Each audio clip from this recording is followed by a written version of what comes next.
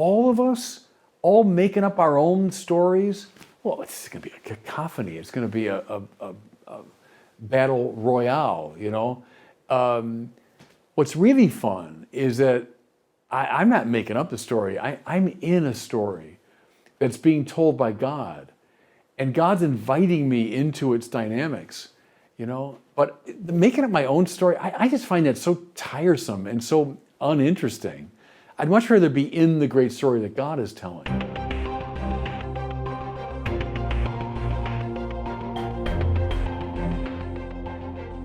Welcome back to the Word on Fire show. I'm Brandon Vaught, the content director at Word on Fire. Joining us, as he does every week, is Bishop Robert Barron. Bishop Barron, good to see you. Hey, Brandon. Always a joy to be with you. Good to see you again.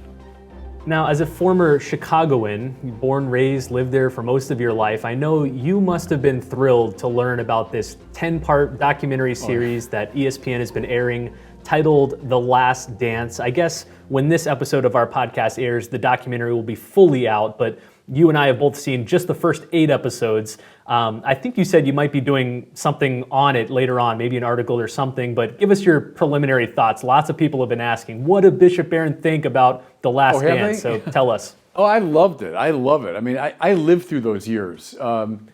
The Bulls first started winning. Well, I was still in Paris in the early 1990s, but then I came back in 92.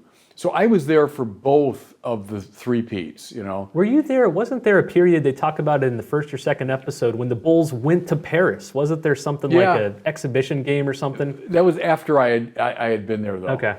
That was during the second three-peat, I think, period, right? So yeah, I was gone from Paris by then. But oh my gosh, when I was in Paris, they loved American basketball. When I was there, it was Magic. Magic Johnson was really popular in Paris, as well as Michael. But I love that show. It's so well done. And did it bring back the memories? I agonized through all those seasons and all those playoffs. I remember watching those games and dying, you know. But we all had this weird sense in Chicago that Michael wouldn't let us down. I've been fascinated by a number of things, but one is the whole baseball interlude, which I remember very well. We were devastated, all of us, when Michael retired, when his dad was killed, and that whole weird period of his life, you know. But I remember that, because I'm a Cub fan, I'm not a White Sox fan, but watching Michael hit and play, and we were just trying to figure it out, get our minds around it, the greatest basketball player ever, and is now like a, you know, okay major league or minor league, you know, player. It was just surreal, you know.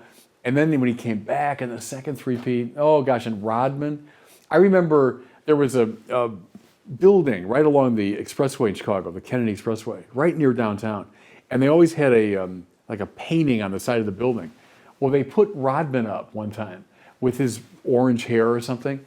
It caused, I'm not joking, for weeks, major traffic jam because everybody wanted to look at the picture of Rodman. So anyway, I love it. It brings back lots of good Chicago memories. Well, let it be written for the record that during this run of the 90 Bulls, the only team to beat them in the playoffs was the Orlando Magic after Jordan returned the first time. So that needs to be in the historical record. Is that when Shaq was with them, right? Shaq, Penny, Nick Anderson. We had a great squad. And Jordan was just coming back, getting back into full strength. And he said in the documentary, I was only 80%, 90%. But then the next year he came back and won the championship. When he just came back from the baseball interlude, right? Yeah. Oh, they were great moments, and there was no one like Michael. You watch him move, it's like Michael Jackson or Fred Astaire or someone. No one moved the way Michael did, and no one elevated the way he did. And no one was capable of the moves he had. To this day, do you know anybody? Like, you know, Steph Curry is wonderful to watch, and the quickest hands I've ever seen, I think, shooting a basketball. But he's I mean, God bless him, nothing against him, but no one's like Michael. No one moves the way Michael Jordan did. So if you're just into the aesthetics of basketball, it's a joy to watch him play again. All right, well, we'll have to do a whole nother episode on basketball or the objective aesthetics excellence of Michael Jordan.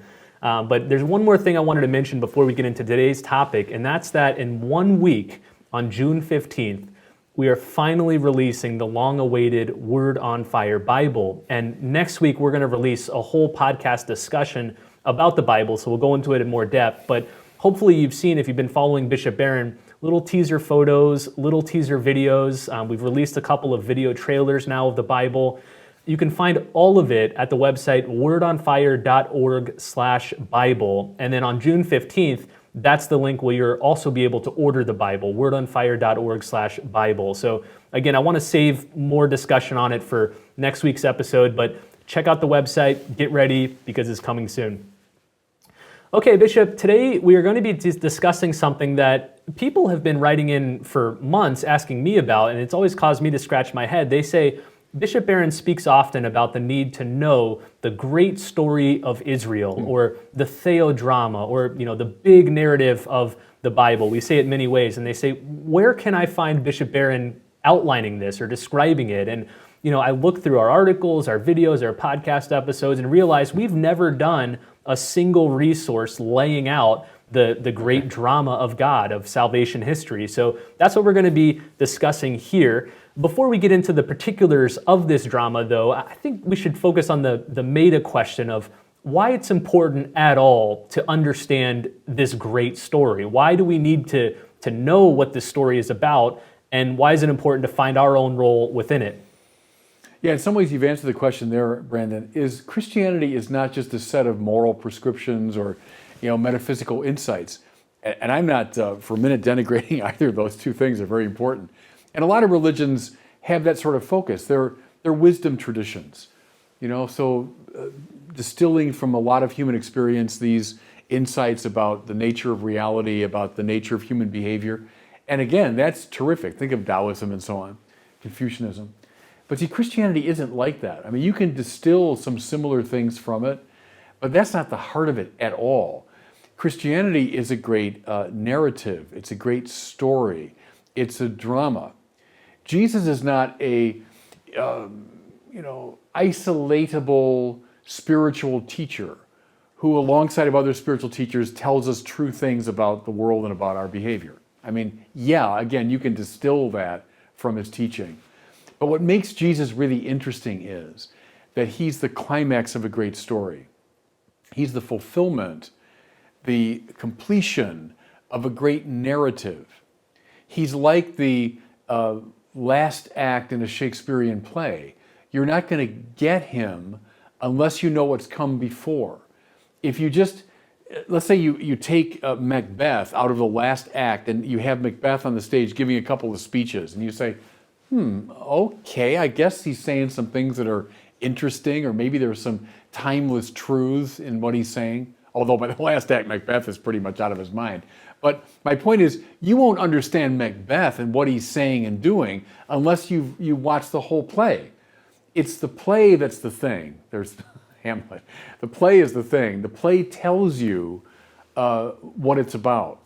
So you can't isolate Jesus and say, well, there he is, a teacher of timeless truths. No, he's the climax of a great drama. If you don't know the drama, you won't know him. And then the reason I said you anticipated the answer, Brandon, is that in your question you said, how do we fit into the drama? Because actually Jesus is not the last act. He's the penultimate act. We're the last act. And that makes all the difference. We won't know what our role is in the theo-drama unless we know what came before. I like that term, theo-drama. We've talked about before Hans Urs von Balthasar's comparing of the theo-drama, the story God has been telling since the beginning of time, versus the ego-drama, our little petty adventures and dramas day to day. And it strikes me that this isn't just a comparison between knowledge of knowing two different stories, but our human fulfillment is depending on putting ourselves in the right story, that we won't fully flourish as human beings unless we're acting in the right story, the theo-drama versus our ego-drama. Right, and I think I've used before, maybe just in popular talks and stuff, an image from N.T. Wright, who said, most of us are like this. We're like people who are dressed up for Romeo and Juliet. We've learned the lines of Romeo and Juliet. We know the thematics and the dramatic movement of Romeo and Juliet. The problem is we're in Hamlet. I mean, you're dressed up and you've rehearsed and you know the lines for the wrong play. See, because that's getting to a deep point. There's always a play going on. There's someone's narrative being told. As Americans, we're part of a narrative, aren't we? We rehearse it all the time. Fourth of July is a key moment when we tell the American story again. And nothing wrong with it. I love the American story, and I'm part of it. I know how I should behave as an American to a large degree because I know the story. I was told that story as a little kid, beginning with the Pilgrims and coming up with the colonists and George Washington and the American Revolution and Abraham Lincoln and the Gettysburg Address and the Constitution, et cetera, et cetera. I know where I fit in this great national story. Therefore, I know how to behave and what to do. Well, in a very similar way, the far greater story of God's salvation of the world, I have to fit into that drama too. Otherwise, I won't know who I am, or I'll be dressed up by somebody else, trust me, to be in their drama. I'll learn their lines, right? So, for example, there's a story of secular modernity. That's its own dramatic tale. We hear it all the time, don't we? Watch most movies and TV shows. There's usually some retelling of the great story of secular modernity, which is what? We know, the story of liberation from old repressive, usually religious or moral strictures, right? Watch it. Now, once you have that in mind, you'll see it everywhere. How so many stories have that structure. Well, what is that? That's the telling of the modern secular narrative. And we're being dressed up for it.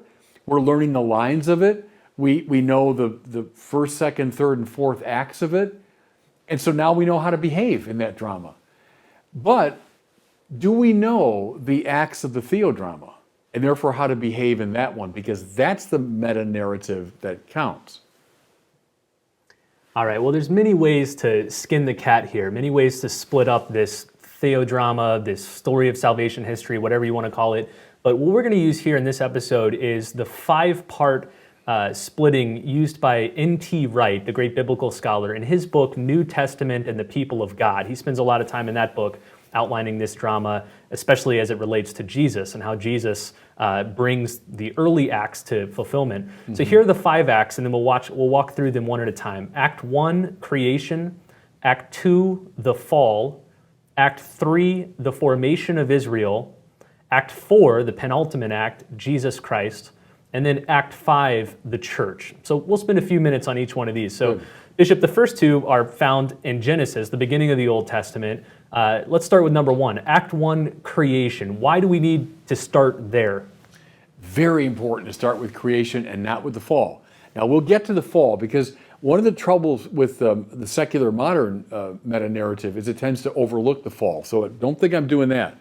But that we begin with creation. Original blessing comes before original sin. That God makes a world for His glory, that He places us within it in a kingly and priestly role. So think now of those opening moves in the book of Genesis. Our job is to be priests of creation, that we lead all of creation in a great chorus of praise. That's why we come at the end of the liturgical procession, which happens at the beginning of the book of Genesis. All of creation coming forth from God like a liturgical procession, at the end of which are found human beings who are meant to lead creation in a chorus of praise. Secondly, think of Adam now in the garden. Is meant to cultivate the garden, but then go on march, expanding its boundaries outward. Adam is meant to defend God's good order, but also to bring it to bear now in the whole world. That's the kingly task. That's how we're made in the image and likeness of God, to serve the purposes of His good and beautiful creation. That's the opening move. When the spiritual life begins with sin, trouble follows, distortion follows. And you see it now in all kinds of forms. We can do a whole show on that. That when you commence the project with sin, the understanding of Christianity gets skewed. Begin with creation. Begin with the beauty and goodness and glory and of the human role within that creation. You see that strain in a lot of forms of Protestantism that emphasize total depravity, that humans are just totally corrupt, and even if they'll acknowledge that humans were created good in the Garden of Eden, that all the emphasis is nevertheless placed on Act 2. It's almost like the whole story just starts with Act 2, and the fundamental truth is that we're all evil, we're all sinful. But as you say, you got to start with Act 1 on creation. But Think then of a kid, let's move. yeah, to your point there, Brandon, think of a kid, all he ever hears is how bad he is from his parents. All he ever hears is mistakes he makes, how stupid he is, how limited he is, why'd you do this? He's just taking on blame and culpability. Well, his life is going to get onto a weird path. The good parent, of course, always begins with how beautiful you are, how good you are, and how what a gift you are, you know. Now, we'll get to Act 2, as you should with every kid, because every kid is fallen, you know. But anyway, so that's our setup for Act 2. Well, let's move there to Act 2. You know, most screenwriters will acknowledge that you can't have a good story without an inciting incident, something that goes awry, that throws the whole story off kilter. And that's, for us, what happens in the fall, again, the early chapters of Genesis. So first, describe the fall. What do we mean by that? And why is it important we include this in the narrative? Well, go back to, read the fall from the standpoint of creation. What's our task within creation? To be a good king, be a good priest. What's the fall? Bad priesthood. So instead of worshiping God and leading all of creation in a chorus of right praise, we tend to worship creatures. So Augustine said that very simply. We turn from the creator to creatures. That means I think wealth and pleasure and the goods of the world are the highest values. When I start worshiping in that false way, I fall apart on the inside and I tend to produce chaos around me. So on the biblical reading, and I think that's right through the whole Bible, Genesis to Revelation, is bad praise is always the fundamental problem, which is why the first commandment, right? To honor the Lord your God alone, you know, God above all things. So bad praise and then bad kingship. Look at Adam who fails to protect the garden and to protect his wife from the incursions of the serpent. Well, that's symbolic talk for a failure in kingly leadership. So he didn't defend God's good creation, and therefore he wasn't able to go on the march. In fact, he becomes victimized. He becomes beholden to this dark power. So that's one way to read it. You know, you could say pride and so on, and yes, all that's true. You could say fear is at the heart of it, and there's something to that. But I would say maybe bad priesthood, bad kingship is at the heart of what we call the fall, or this compromising of who we are. Now, I mentioned how we can underplay creation, and that causes trouble. Certainly in our culture today, there's a great danger in underplaying the fall, right? I'm okay, you're okay, don't tell me what's wrong with me, don't get down on me, don't lay your value trips on me, right? All ways of saying, I'm free of blame. I've called it the exculpating society, right? I'm always relieving myself of guilt. Well, see, that's going to lead to all kinds of problems too. You're going to get this drama all messed up if you don't acknowledge the legitimacy of that second act, the fall. We've talked in previous episodes about how if you tell a different story, and I'm thinking here of the whole modern project and Enlightenment that emphasizes the perfectibility of humans and human nature, that you end up with something like what we saw in the 20th century. It crashes and burns abysmally. And it seems to me that whole program is rooted in ignoring this second act, the fall, that we Christians, we're not surprised when humans fail to measure up or when they make mistakes or when they sin in egregious ways. We expect that. I think of the Chesterton line where he says, the fall, the second act, is the only empirically verifiable part of Christianity. Just open the newspaper and you see it on display. Right. And you made a good point, Brandon, that it's not just, oh yeah, a few things went wrong. It's something much more like, and here our language today is helpful, much more like an addiction. Meaning we've fallen into a situation that we can't extricate ourselves from. So anyone that's ever wrestled with an addiction to anything, whether it's alcohol or pornography or drugs or whatever it is, or even video games, when you get addicted to something, adicere, it means to take your voice away. It means that you're no longer in command. You're in the grip of something that you can't get out of. You have to, what do the 12-step programs say? Surrender to a higher power. You have to acknowledge your own incapacity. Now, that's what's really right, it seems to me, in the systems that emphasize, now, I'm not going to go all the way to total depravity. What they're driving at, it seems to me correctly, is this sense of addiction, that I'm in the grip of something that I can't solve on my own. I need grace. And now, welcome to the rest of the story, right? But it's getting these little moves right in the beginning are hugely important, because you're dead right. If you say, oh yeah, I got problems, everyone knows that. The world is not what it should be. But enough political reform, we can solve it. Enough economic reform, no problem. Just get ourselves psychologically straightened out, we'll be fine. Well, I can point to figures, whether it's Kant or it's Sigmund Freud or people that have said some version of those things, Marx, enough economic reform. But Christians just shake their head at that. Now read someone like Karl Barth in the early 20th century, who saw this myth of progress that came up out of the 18th and 19th centuries and produced, as you said correctly, the disaster of the First World War. Because if you try to extricate yourself from an addiction, you tend to get deeper into the addiction, right? So welcome now to the third act of the theo-drama. All right, so the first act is creation. We were made good in the image and likeness of God. The second act is the fall. Something went horribly wrong. The third act, though, is the one I think most people, even many Christians, tend to miss. And it's the formation of Israel. A lot of us like to jump right from the fall, which was the original sin, all the way to the Savior, Christ. And we miss a lot of the actions and the drama in between. Tell us about this center act, Act 3, the formation of Israel, why it's important and what we need to know. It's so important, Brandon. And you go right back to the 2nd century when people like Irenaeus are fighting against Marcionism. That's a view of Christianity proposed by a theologian called Marcion, who argued that, well, this Jewish thing is kind of it's an account of a fallen God. It's not that important, and we should get rid of that. And Jesus is the Savior. We should really cut to the chase. And even a lot of the New Testament that is redolent of the Old Testament, we should get rid of that too. Well, the church, and Irenaeus is a key figure there, said no to Marcionism. Now, why? Because it doesn't recognize the integrity of God's plan that culminated, yes, indeed, in Jesus, but which was prepared for by this long history of a holy people, Israel. Now, go back to the very beginning. Everything we talked about so far, the creation and fall, has to do with humanity in its totality, if you want, right? It's all human beings are involved.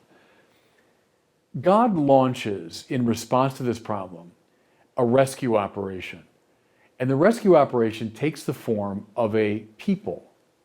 He's going to form a people after his own mind and his own heart. Now, it begins with this figure, Abram, who's a man from Ur of the Chaldees. So he's not from the promised land, who hears a call. He hears a voice, mind you, beyond his own. It's extremely important. What's the nature of sin? I'm always telling myself what to do. It's the addict who can't get out of his addiction because he's always telling himself. It's only when you surrender to a higher power that begins to direct your life from the outside. Well, now look at the story of Abraham. It's exactly that. He listens to a voice superior to his own, which tells him, get up, you're an old man, I know, you're settled in your ways, I know, you got your family and your livelihood and everything, but get up, leave all of it, and trust in me. Well, that's the beginning of the holy people, Israel. It's a people, mind you, typically on the move, unsettled, unsure, but always being summoned by this voice of God. Now, I'm going to just say this very briefly. This is the whole Old Testament we're talking about here. But God shapes this people, how? By covenant. That God makes these great agreements. I will be your God, you'll be my people. Ingredient in the covenant, something like obedience to God's will, learning to walk in the ways of the Lord. What else? Learning how to worship God properly, Not because God needs it. God needs nothing. But it's in the very act of worshiping that we undo the work of sin, which is turning from the Creator to creatures, right? So in the act of worship, I turn back to God. So God trains the holy people in how to worship Him, trains the holy people how to walk the way He wants them to walk, provides for them prophets who teach them, provides a temple in which they worship. In all these institutions and through all these means, God, the higher power, is shaping a holy people. Okay, have we come a long way? Yeah, thank God for the holy people Israel, our elder brothers in the faith, as John Paul II called Israel. But within Israel, and this is right through the Old Testament, there's always that nagging sense that despite all of these gifts of the Lord, despite all of these institutions and structures, we still haven't fulfilled our mission, which is to what? Through the beauty of our life and our praise, to draw all the world. Remember the two tasks of Adam, to be a priest and to be a king. Well, that was Israel's task, to lead the whole world in right praise, that all the nations would come to Jerusalem to worship, and kingly, to draw all the nations into unity around the worship of the true God. That was Israel's mission. I don't know how you could possibly avoid the conclusion as you read the Old Testament that though that mission was clear, though they had institutions designed to foment it, it hadn't happened. And so from within Israel comes a cry of longing. Now you see it in the prophets, don't you? You see it in the Psalms. Anyone that prays the Psalms with the church every day, you hear it all the time, the longing for the Mashiach, the anointed one who would come and deliver his people. The anointed one who would finally be holy Israel meeting the Lord God. Now we're on the verge of Act 4. Some weeks back, Bishop, we did an episode on the historical quest for the historical Jesus, and we explained how for a couple centuries there, people were trying to read Jesus against the background of the ancient mythologies or modern ethical systems, and it was only kind of in recent times that we've returned to reading Jesus against his Jewish background, against this Act 3 drama of Israel. Why is it so important for Christians to understand Act 3 and not just skip right over it? Because you won't get him at all, and you'll present him in a very truncated and distorted form. We've cited N.T. Wright already, but a line of his that has stayed in my mind ever since I read it. He said, most of the Christology of the last 200 years in both the Protestant and Catholic realms has been largely Marcionite in form. And you see what he means. Marcion, denying the legitimacy of the Old Testament. The presentation of Jesus in almost total abstraction from the Old Testament. Think here now of Friedrich Schleiermacher, the founder of modern liberal Protestantism. Read his Christology. There's barely a mention of the Old Testament. But to be fair, a lot of his disciples in the 20th century, both Catholic and Protestant, often present Jesus in almost complete abstraction from the Old Testament. You are not going to get him correctly that way. You just can't. You won't understand why the first Christians thought he was so important. The first clue is they didn't think he was important because he was a teacher of timeless spiritual truths. They thought he was important because he was the fulfillment of Israel. And one of the clues there, Brandon, is over and over again in the New Testament, according to the writings, according to the writings. Katatagrapha in Greek. You hear it over and over again in Paul and in the Gospels. It happened according to the Scriptures. See, they were trying to understand him against that Old Testament background. Act 4 making sense only subsequent to Act 3. Okay, so for centuries, the Jewish people were kind of stuck in this third act, the formation of Israel. It didn't seem to be working. It didn't seem to be accomplishing the intention. But then 2,000 years ago, Jesus Christ is incarnated, and thus begins Act 4. What happens here in this story? Why is this moment so significant? Let me begin with more abstract doctrinal language, but I want people to see how it, in fact, is very much in line with this theo-dramatic hermeneutic. Here's what I mean. Who's Jesus? We say he's the coming together of two natures, divine and human, without mixing, mingling, or confusion. I'm using doctrinal language here. But see, what does that mean? That in Jesus' person, there come together divinity and humanity. Neither one absorbed into the other, but the two of them come together, watch now, in a kind of covenantal unity. What was the purpose of the covenant? It was to bring Israel and divinity together. What was the purpose of prophecy? It was to bring people back to Torah so that they could find again union with God. What was the purpose of the temple? It was to be the place where Israel, and therefore all of humanity, would meet divinity. Jesus is the fulfillment of all of the institutions and expectations of Israel. What began with Abraham, what comes up through Isaac, Jacob, Moses, Joshua, Samuel, David, Solomon, Isaiah, Jeremiah, what comes up through all these people is the formation of Israel tending in the direction of union with the Lord, but never, as we say, quite making it. Who's Jesus? Faithful Yahweh, faithful God of Israel, meets faithful Israel. And therefore, all the institutions of Israel have found their fulfillment. I love how Paul puts it. I've used this in dialogue, actually, with Jewish colleagues. Is like, how do we understand Jesus? Jesus, Paul says, is the yes to all the promises that God made to Israel.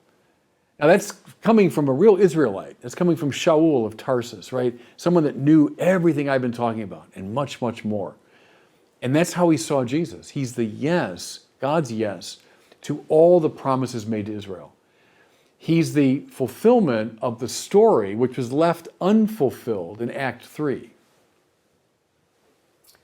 Similarly, Act 4 doesn't just stop with Jesus and the story ends. When you read the New Testament, it's not like the Gospel of John wraps up and that's it. Mm-hmm. There's more to the story, and that brings us to Act 5, which is the church, which is the act that we find ourselves in right now. Bishop, I guess it's important to understand what's supposed to be happening during this act, and then how does it resolve? Do we know how this story is going to be coming to its conclusion? Well, we do. I mean, we know it's a comedy. It's not a tragedy. We know it's a comedy because of Jesus. It has a happy ending. What's the dynamic of Act 5? Now read the Acts of the Apostles to find out. And you're right, the New Testament doesn't end with the Gospel of John, but the Acts of the Apostles. Now we see the church, the mystical body of Jesus, doing what Jesus did. So now, under the guidance of the Holy Spirit, carrying the dynamics of Jesus, the fulfillment of Israel, out to all the world. Notice, please go right back to Adam. The kingly and the priestly function. What's the church doing? The church is teaching the world how to praise God aright, and it's carrying out into the world the dynamics of Jesus' life. So the healing and teaching and the care for the poor and the realization of the Jesus vision of life, all of that is now the work of the church. Now go back to the earlier image. So now we're not just like reading a play. No, we're in a play. That's the important thing. We're in a play. But now we know what play we're in. Now I'm in the American play. I am, and I have no trouble with that. I understand my role in that. But heck, that's nothing compared to this play. This is the play that really matters. And if I'm going to act correctly in it, if I'm going to know like what to wear, what to say, how to act, I need to know what came in Acts 1, 2, 3, and 4, right? It's like, oh, now having really understood Macbeth, having really read it, I know how to act these scenes in Act 5. Otherwise, I'm going to be a wreck. If all I've ever done is acted in Romeo and Juliet or in plays by Bertolt Brecht or something, I won't know what to do in Act 5 of Macbeth. But having read it, having studied it, having watched other great players, right? Think of the Saints, I'm going to know what to do in Act 5. So that's why it's so important. We don't read the Christian thing like it's just this book out there. No, it's more like I'm an actor. I'm reaching for a text there. I'm an actor and I'm learning my lines, but I'm on the stage. And what I can't wait to do is put the text down so I can really get into the play, you know? That's where we are. And that's why we need to know the dynamics of that theo-drama. A couple years ago, a Protestant apologist I like, Gregory Kokel, he wrote a book. I don't wholly agree with the book, but it's a Protestant telling of the whole drama of salvation. But it was titled The Story of Reality. And I like that matter-of-fact title because it insinuates that this isn't just one story among many that you can choose from. I want to act in that play. That religion's got its own worldview and its own drama. It's like, this is the way things are. This is the logic of the universe. We're all a part of this story of reality that God has been weaving since the beginning. The only question is, do you acknowledge that you're in the play and are you playing the right part? But we don't have a choice of whether to be in this play or another one. This is the story of reality. Yeah, quite right. And I always think of Stanley Hauerwas's line where he said, the essence of liberalism, which is the dominant philosophy today, is that the only story I have is the story I make up for myself. That's his definition, pretty good actually, of modernity or liberalism. So I'm in a story, okay, but I make it up. I get to make it up. Don't tell me what to do. Don't tell me how to act. I make up my own story. See, I mean, how boring. That's your Balthazar ego drama, you know? Yeah, I can make up my own stupid story, I suppose, but what a dull play. And then, by the way, all of us, all making up our own stories, well, it's going to be a cacophony. It's going to be a battle royale, you know? What's really fun is that I'm not making up the story. I'm in a story that's being told by God. And God's inviting me into its dynamics, you know? But making up my own story, I just find that so tiresome and so uninteresting. I'd much rather be in the great story that God is telling.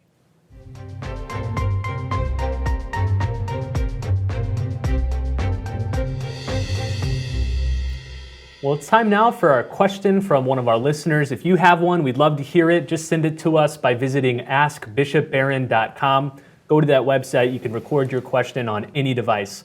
Today we have one from Jamie in Indiana, and he's asking for a good book recommendation. Here's his question. Hi, Bishop Barron. This is Jamie from Indiana. I was hoping you could help me find a good biography on St. Thomas Aquinas. There are a lot of great books out there about his works, but less about his life and the legends.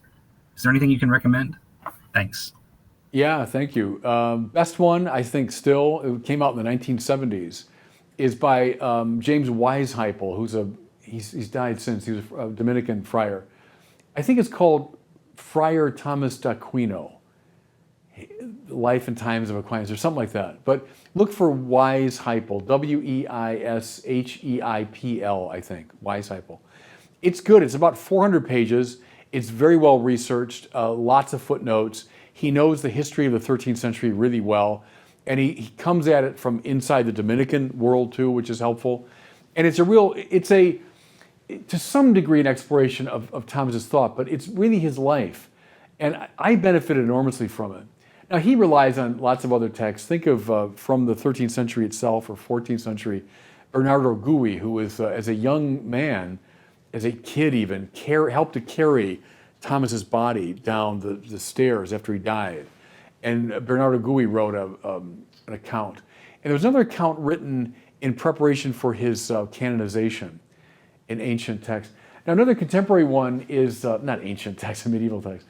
Another contemporary one is Jean-Pierre Torel. It's a 2-volume work, I think, on kind of life and work of Aquinas. So there's a fair amount on his theology, but it's also a lot about his life. But I would say Weisheipel. It's in English, and it's darn good. I just reread it. Now, when I went to Viterbo a couple years ago, I was over in Italy, and I wanted to see Viterbo. And I took out Weisheipel's biography and reread it. And it was, boy, even better than I remembered it. If you haven't seen our Pivotal Players episode on Thomas Aquinas, Jamie, that'd also be a good place to start. We have a pretty lengthy overview of Thomas's life, but I think it'd be good to pair that with written biographies, because then you see the scenes come alive. We went to a lot of the places where Thomas lived, frequented, and then the place where he died. So check that out, Pivotal Players episode on Thomas Aquinas.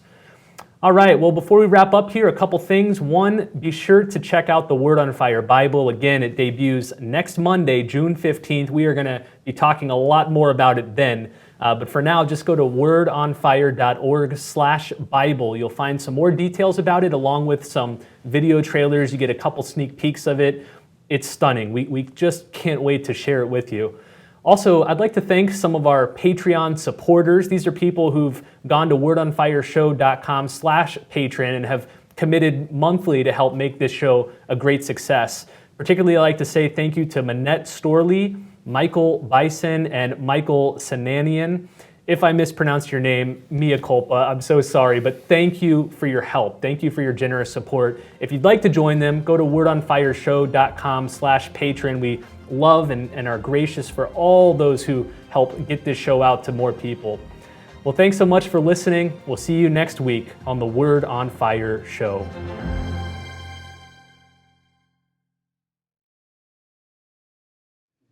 Thanks so much for watching. If you enjoyed this video, I encourage you to share it and be sure to subscribe to my YouTube channel.